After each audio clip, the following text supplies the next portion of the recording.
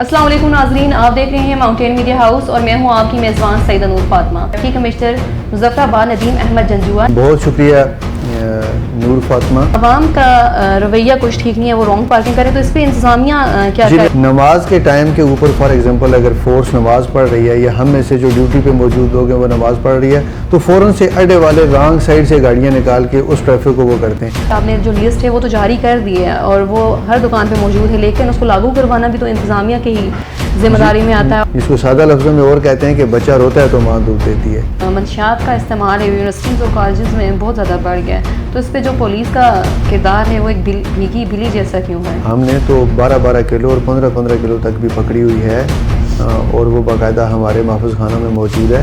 अगर मंशियात का इस्तेमाल हो रहा है तो मंशियात कहीं ना कहीं से आ तो रही है ना।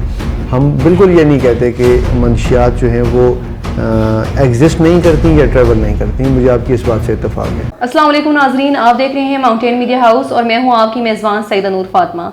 आज़ाद कश्मीर का शहर मुजफ्फराबाद जो खूबसूरती में अपनी मुनफरिद पहचान रखता है, लेकिन इंतजामिया और हुकूमती अदारों की गफलत के बायस ये शहर दिन ब दिन मसाइल की दलदल में धंसता चला जा रहा है।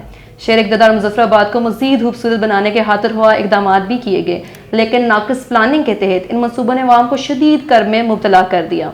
शहर इक़्तिदार मुजफ्फराबाद मसाइल की दलदल में धंसता चला जा रहा है। ऐसे ही कई मसाइल ने शहर इक़्तिदार मुजफ्फराबाद को अपने शिकंजे में जकड़ा हुआ है।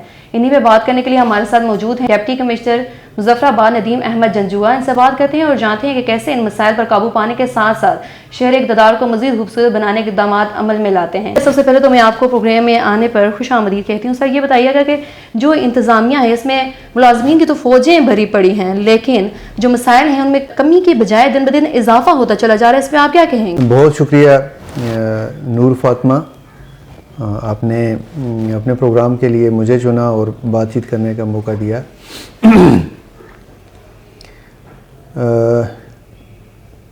मुजफ्फराबाद शहर इक़्तिदार, आपने लफ्ज़ टर्मिनोलॉजी यूज़ की।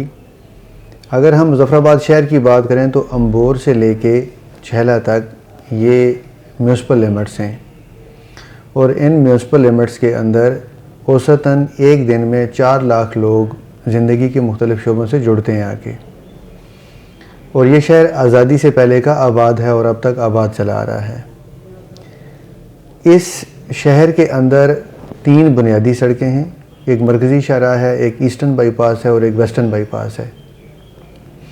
इन्हीं सड़कों के ऊपर 47 बैंक्स भी हैं, इन्हीं के ऊपर यूनिवर्सिटी भी हैं, इन्हीं के ऊपर सेक्रेटेरिएट है, हाई कोर्ट है, सुप्रीम कोर्ट है, कारोबारी मराकज़ हैं, डिस्ट्रिक्ट एडमिनिस्ट्रेशन है, डिवीज़नल एडमिनिस्ट्रेशन है और दीगर तमाम अदारे इन्हीं सड़कों के ऊपर काम कर रहे हैं। और क्यों ट्रैफिक का कंजेशन होता है और क्यों दीगर बहुत सारी चीज़ें ख़राबी की तरफ हैं, इनको अगर हम स्टेप बाय स्टेप लें तो मेरे ख्याल से ज़्यादा आसानी होगी। जी, स्टेप बाय स्टेप हम क्वेश्चंस को लेकर चलो। तो मेरा पहला सवाल ट्रैफिक पे ही होगा। क्या आपने कहा कि अवाम का रवैया कुछ ठीक नहीं है, वो रॉन्ग पार्किंग करें, तो इस पर इंतजामिया क्या? जी, मैं आपको बताता हूँ। फॉर एग्जांपल मैं छोटी सी आपको अर्ज़ करूँ, अभी हमने शाह सुल्तान ब्रिज का जो है वो इनाग्रेशन किया। नमाज के टाइम के ऊपर फॉर एग्जांपल अगर फोर्स नमाज पढ़ रही है या हम में से जो ड्यूटी पे मौजूद लोग हैं वो नमाज पढ़ रही है तो फ़ौरन से अड्डे वाले रॉन्ग साइड से गाड़ियाँ निकाल के उस ट्रैफिक को वो करते हैं। ये रवैये की बात है। आप क्या समझती हैं कि मतलब इसका मतलब ये हुआ कि आप एक गाड़ी के पीछे एक मतलब एक्टिविटी के पीछे एक बंदा तो नहीं रख सकते। मैच्योर सी बात है, एक साइन पोस्ट लगा हुआ है, एक निशानदेही, एक कम्युनिकेशन, एक डिस्कशन, एक मीटिंग में चीज़ फाइनल हो गई, उसको ऑब्जर्व करना होता है। हम अपने रोल से कभी पीछे नहीं हटते। हम एक डिप्टी कमिश्नर को उतना ही ज़िम्मेदार होना चाहिए जितना आपका क्वेश्चन है। कि आपने जो लिस्ट है वो तो जारी कर दी है और वो हर दुकान पे मौजूद है, लेकिन उसको लागू करवाना भी तो इंतजामिया की ही जिम्मेदारी में आता है। जिसको सादा लफ्ज़ों में और कहते हैं कि बच्चा रोता है तो माँ दूध देती है।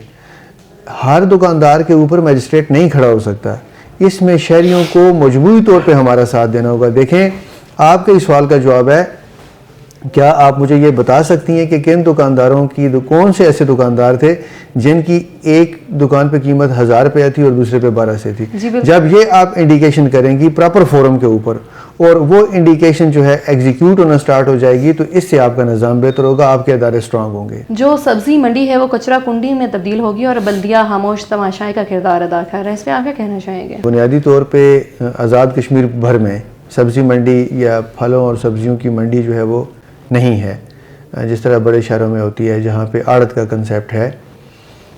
यहाँ जिसको आपने सब्ज़ी मंडी कहा है, वो एक ऐसा एक ऐसा स्पॉट है, एक ऐसी जगह है जहाँ पे हम ख्याल ताजरों ने इकट्ठे होकर सब्ज़ी और फलों का किरदार करना, वो बिज़नेस करना शुरू कर दिया।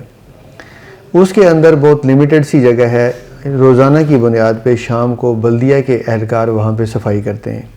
होता क्या है, होता ये है कि जितने भी वहाँ पे थोक और परचून के कारोबारी हैं, वो जगह चूँकि तंग है, गाड़ियाँ वहीं लोड अनलोड होती हैं और फिर वो अपना सामान वहीं पे पेटियों से निकाल के उसकी जो खुश्क पराली और घास वगैरह होती है उसको वहीं फैलाते हैं।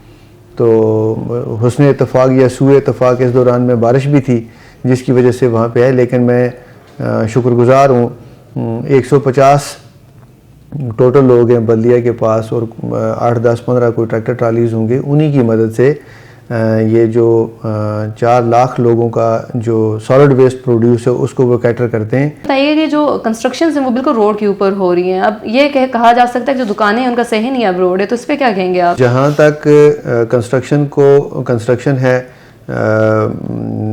सड़कों के ऊपर हो रही है, वो भी मतलब मजबूरी तौर पे ये एक स्वीपिंग स्टेटमेंट है आपकी तरफ से, लेकिन बल्दिया और Muzaffarabad development authorities, highway department जो है वो बाकायदा काम कर रहे हैं। लेकिन आपके इसी कैमरे को मैं दावत देता हूँ कि जिन जिन जगहों के ऊपर हमने काम रोक के रखा हुआ है उसको भी आप विटनेस करें और वो कंट्रीब्यूशन जो है वो उसको भी, नो डाउट यहाँ पे मशरूम ग्रोथ है, यहाँ पे मल्टी स्टोरी बिल्डिंग्स हैं, हाई राइज बिल्डिंग्स बन चुकी हुई हैं, इश्यूज़ हैं, लेकिन जहाँ जहाँ पे हम लोगों को मौका मिलता है हम उनको बाकायदा दस्तयाब जो क़वायद और ज़वाबित हैं उनके सांचे में लेके आते हैं। लेकिन इस सिलसिले में मेजर रोल जो है वो हाईवे डिपार्टमेंट का है, मुजफ्फराबाद डेवलपमेंट अथॉरिटी का है, म्यूनसिपल कॉरपोरेशन का है, जिनके अंदर बाकायदा जो टाउन प्लानिंग को देख रहे होते हैं। और हम बुनियादी तौर पे ये कंसेप्ट भी होना चाहिए, एक डिप्टी कमिश्नर का सुपरवाइजरी का रोल भी होता है और बतौर डिस्ट्रिक्ट मजिस्ट्रेट हम लॉ एंड ऑर्डर को भी देख रहे होते हैं।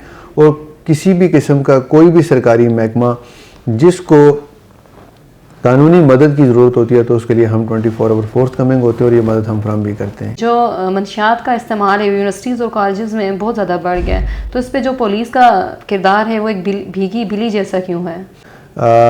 जहाँ तक नशे के हवाले से बात की है, डेफिनेटली ये शिकायत होगी, लेकिन ये दोबारा वही बात है कि ये एक जनरल बात है जी कि वो मतलब वहाँ पे अल्लाह माफ़ करे कोई सरेआम हीरोइन बिकती है या चर्स बिकती है या कोई लिकर बिकती है, ऐसी कोई बात नहीं है। पुलिस बाकायदा विजिलेंट है। आप उस डेटे को भी एनालाइज कर लें जो लिकर की शक्ल में, चरस की शक्ल में, हीरोइन की शक्ल में हम पकड़ते हैं।